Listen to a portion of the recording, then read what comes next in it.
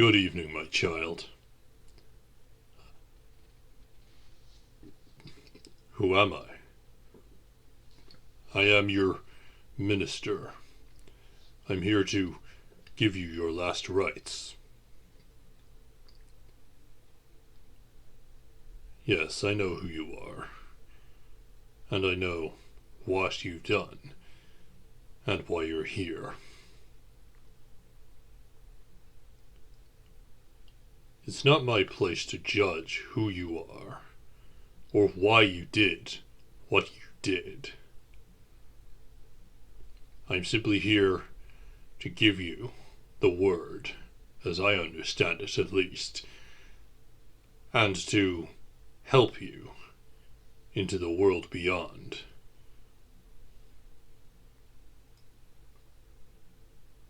Can I listen? Yes, of course. If it will help you ease your passage, then of course I'll help. I'll listen, at least. So, tell me what you did, at least. Let's start there. You killed your wife, you say? Yes. And her lover, too? And where did you do this?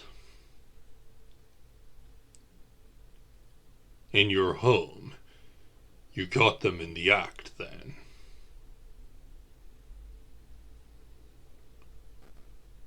It wasn't a crime of passion.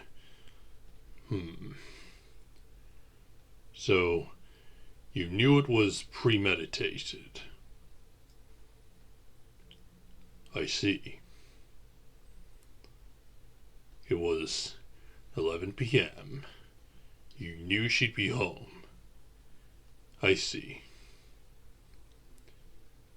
So you went into the bedroom. You had a gun in your hand, and you pointed it at her and her lover. And what happened next? She was shocked. She tried to beg you to explain, to let her explain, but you didn't. You were too angry. Yes, I see. So what did you do next?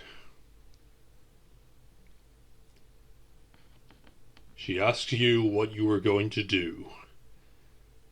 So you shot him. Her lover, I mean. And then you shot her.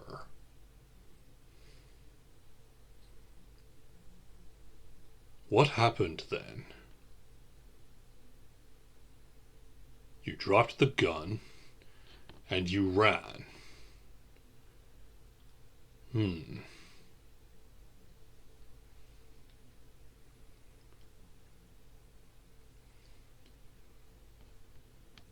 So you ran from the house, and there was a manhunt for you for a few days. But you hid out in the park in a homeless circle.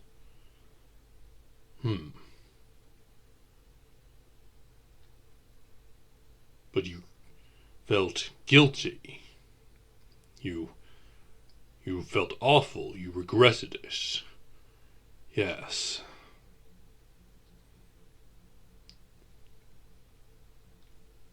And when they arrested you, they found you at your friend's house. What happened? You went to them because you weren't sure what to do. You couldn't live with the things you'd done, but you couldn't go back in time. You couldn't forgive her. So they talked you into giving yourself up to make things right.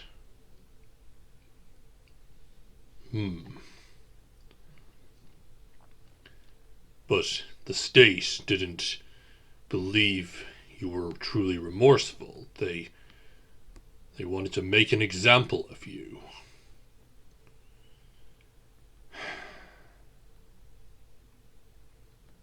I'm sorry, that's awful.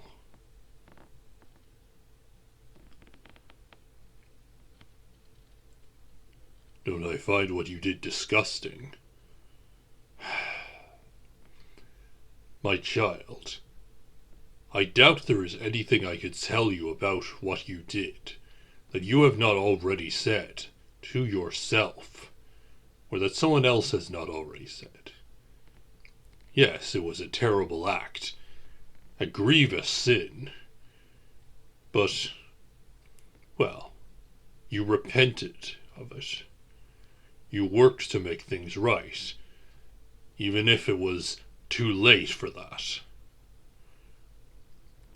As I said, it's not my place to judge what you did or why you did it.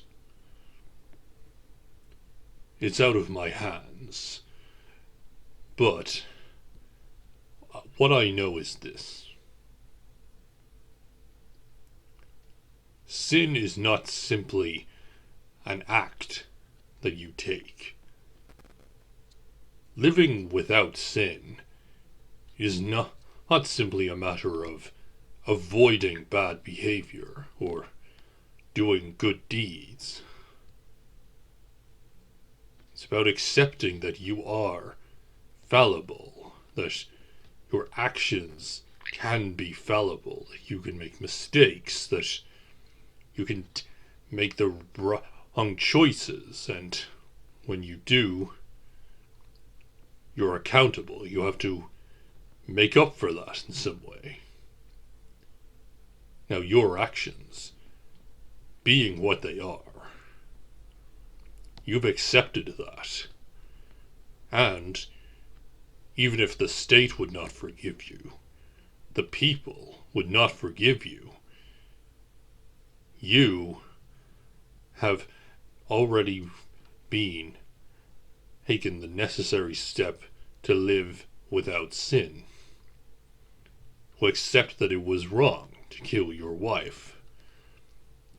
Accept that in future you will never kill again.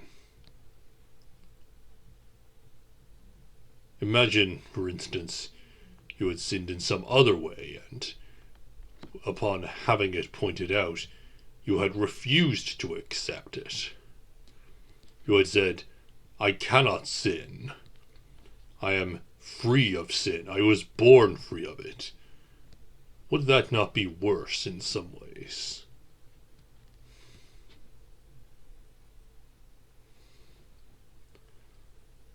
It seems it's time to go. But I will be there to see you off.